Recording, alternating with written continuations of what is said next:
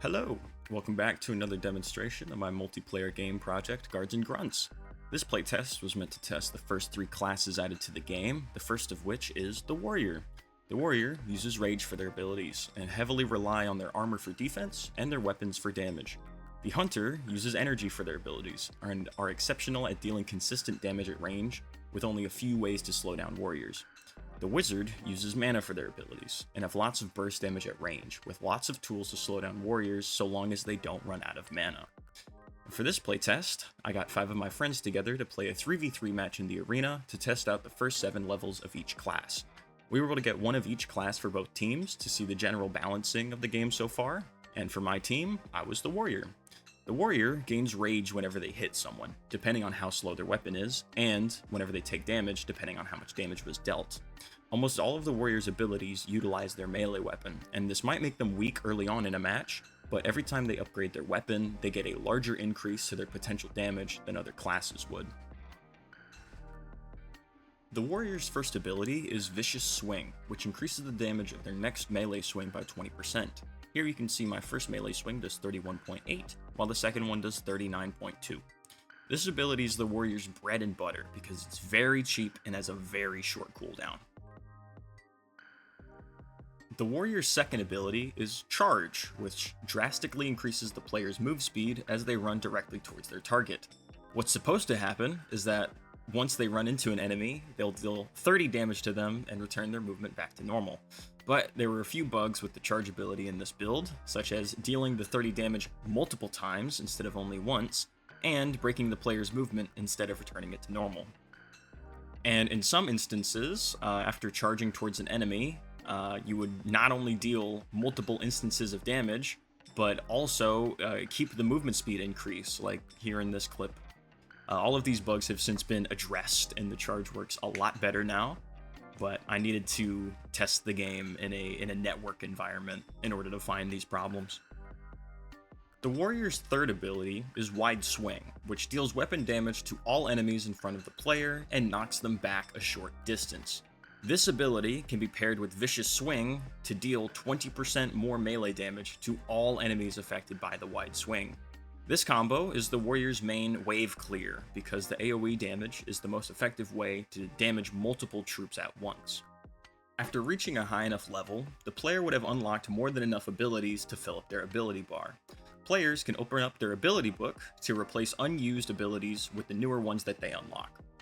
In this version of the game, I only made 4 damage abilities and 3 buff abilities for each class. Since you can only have 2 at a time, players are only missing out on 1 buff ability. This next match was played directly after the last one because everyone thought the first one was so fun to play. So I decided to play as a Hunter who revolves around their first ability, Quick Strike. Quick Strike makes you quickly attack with your weapon for half of its weapon damage. Since the Hunter recovers 5 energy per second, and Quick Strike costs 25 energy and has a cooldown of 4 seconds, it's easy to conserve energy and use Quick Strike the moment its cooldown wears off. In order to get the most out of Quick Strike, Hunters need to cast it right after they deal damage with their auto attack. This is because the animation of Quick Strike overrides the animation for the auto attack, so if you cast it too early, you'll miss out on potential damage. Although I designed it so Hunters can use bows and one-handed weapons, everyone that played as a Hunter in this playtest ended up using a bow.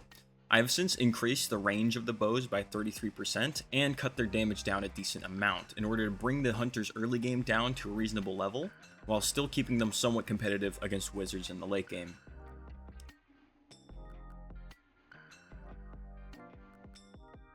The Hunter's second ability is Primal Speed, a buff that improves the Hunter's auto attack cooldown by 30% for 6 seconds. This ability could make it harder to properly time Quick Strike, but the potential damage per second is very noticeable. The Hunter's third ability is Kick, and as you can imagine, it makes the player kick their target so long as they're right in front of them. It does 25 base damage and has a decently large knockback to it compared to the Warrior's Wide Swing. Kick is a great way to get a bit of extra damage and distance against a warrior, but the cost and cooldown punish any player that uses it too often without thinking. Because of this, you can expect a few Hunters to run low on energy the first time they hit level 3.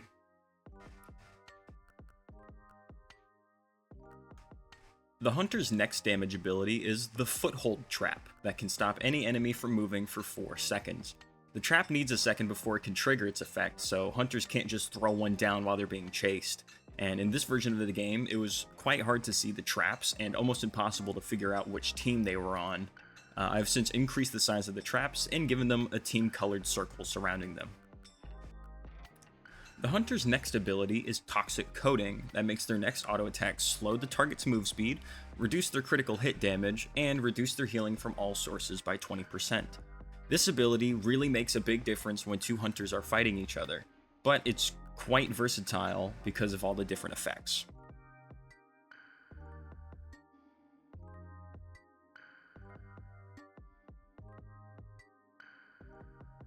The hunter's final buff ability is Patrol Ration, which lets the hunter eat a biscuit that instantly restores 30 energy as well as 20 health.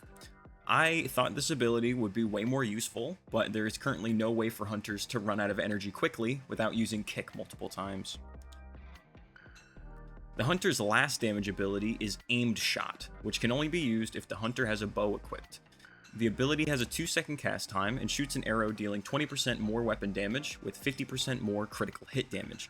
Here you can see the cast bar goes down, it deals 22.7, Quick Strike deals 9.4, and my regular arrow does 18.9.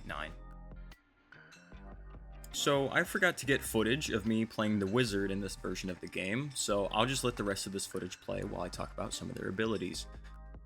The wizard's first ability is Magic Missile, which is that purple projectile you've probably seen somewhere in this video.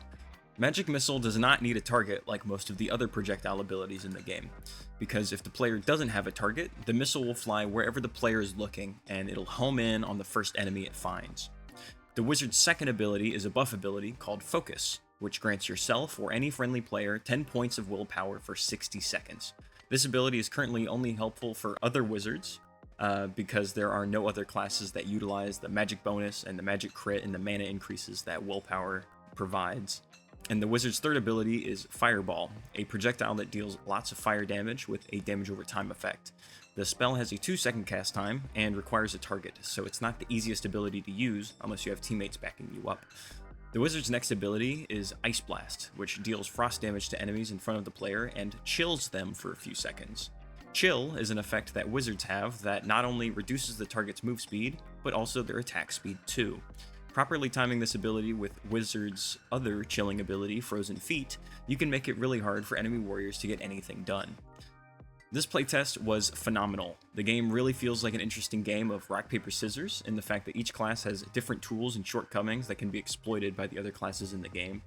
There's no class that feels too worthless, and there's still some counterplay despite there being that rock, paper, scissors style dynamic.